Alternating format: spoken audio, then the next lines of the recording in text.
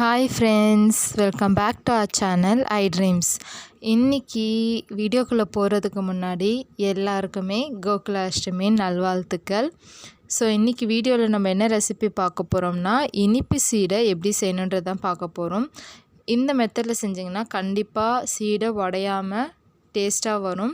So வீடியோக்குள்ளே போகிறதுக்கு முன்னாடி நான் உங்களை எப்போயும் ரெக்வெஸ்ட் பண்ணுற மாதிரி சேனலில் சப்ஸ்கிரைப் பண்ணாதவங்க அண்ட் ஃபஸ்ட் டைம் பார்க்குற எல்லாருமே கீழே ரெட் கலர் சப்ஸ்கிரைப் பட்டன் இருக்கும், அதை ப்ரெஸ் பண்ணி சப்ஸ்கிரைப் பண்ணிக்கோங்க. பக்கத்துலேயே பெல் ஐக்கான் இருக்கும், அதையும் ப்ரெஸ் பண்ணிக்கோங்க. சீடை செய்கிறதுக்கு நான் இன்றைக்கி 1 கப் அளவுக்கு பச்சரிசியை ஆல்ரெடி 1 மணி நேரம் தண்ணியில் ஊற வச்சு அதை ஃபேன் காற்றுல கொஞ்சம் ஆறுனதுக்கு அப்புறமா மிக்சியில் போட்டு இந்த மாதிரி பொடியாக போட்டு எடுத்திருக்கேன்.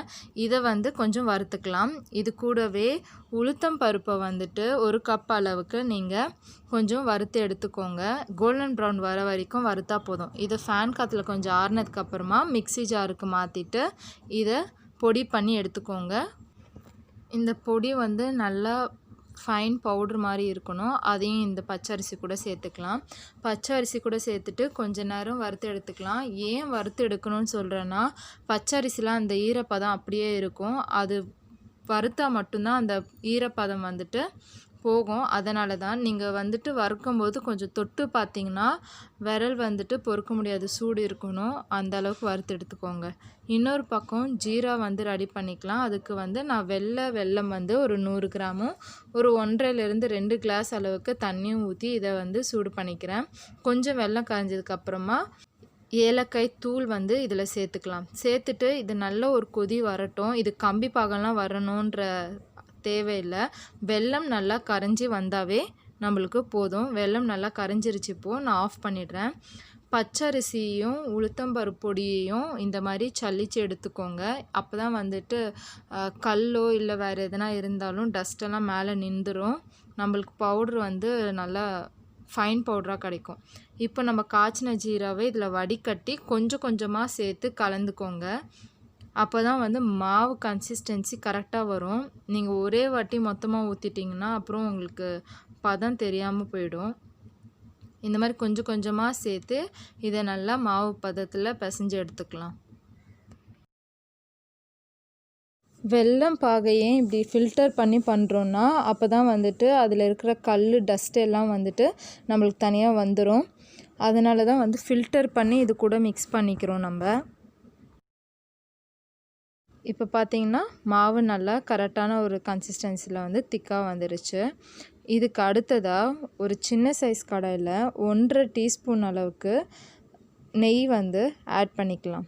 நெய் நல்லா உருகுனதுக்கப்புறமா 1.5 டீஸ்பூன் அளவுக்கு துருவி வச்சுருக்க தேங்காயை சேர்த்துக்கலாம்.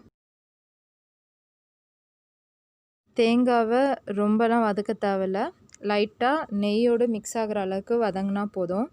இது நல்லா வதங்கினதுக்கு அப்புறமா இதை நம்ம மாவு கூட சேர்த்துடலாம்.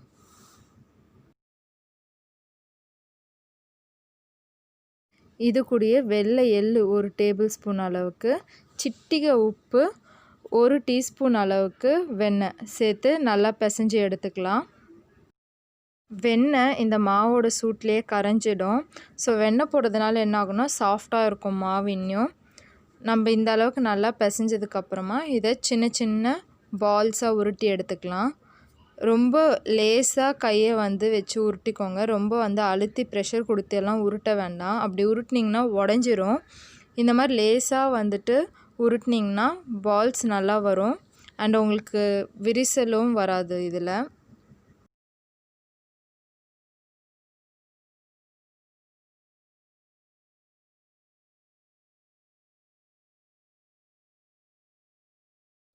இப்போ நான் எல்லாமே இந்த மாதிரி உருட்டி எடுத்துகிட்டு உங்களுக்கு காட்டுறேன். ஸோ இந்த மாதிரி உருட்டி எடுத்துக்கோங்க. நான் இப்போ சொன்ன செய்முறையில் செஞ்சிங்கன்னா உங்களுக்கு இந்த சீடை உடையவும் உடையாது, எண்ணெயில் போடும்போது வெடிக்கவும் வெடிக்காது. இது உருட்டுற டைமில் ஒரு கடாயில் கொஞ்சம் எண்ணெய் ஊற்றி நல்லா சூடு பண்ணிக்கோங்க. பெரிய சைஸ் வானலியோ கடாயோ இருந்தால் ஒரு 8லேருந்து 10 உருண்டை ஒரு டைமில் போடலாம். இல்லைன்னா 4லேருந்து 5 மட்டும் போடுங்க. அப்போ தான் சீடை உடையாமல் வரும் நம்மளுக்கு. இது போட்ட 1-1.5 நிமிஷத்துலேயே வெந்துடும். ஸோ அது வரைக்கும் இருந்தால் போதும். அதுக்கு மேலே நிறம் மாற ஆரம்பிச்சிடும். இப்போ இந்த அளவுக்கு பொன்னிறமாக மாறினதுக்கப்புறமா இதை நான் எண்ணெயிலேருந்து எடுத்துடுறேன்.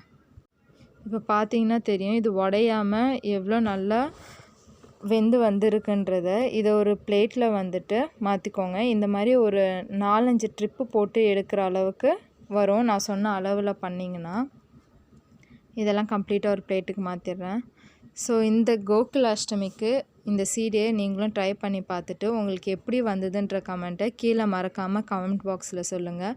பிடிச்சிருந்தால் ஒரு லைக் பண்ணுங்கள், ஷேர் பண்ணுங்கள் ஃபேமிலி அண்ட் ஃப்ரெண்ட்ஸ் கூட பேஜை பற்றி, சப்ஸ்கிரைப் பண்ணுங்கள், பக்கத்தில் இருக்க பெல் ஐக்கானையும் ப்ரெஸ் பண்ணிக்கோங்க. Once again happy Gokulashtami and thank you for வாட்சிங். பாய் பாய்.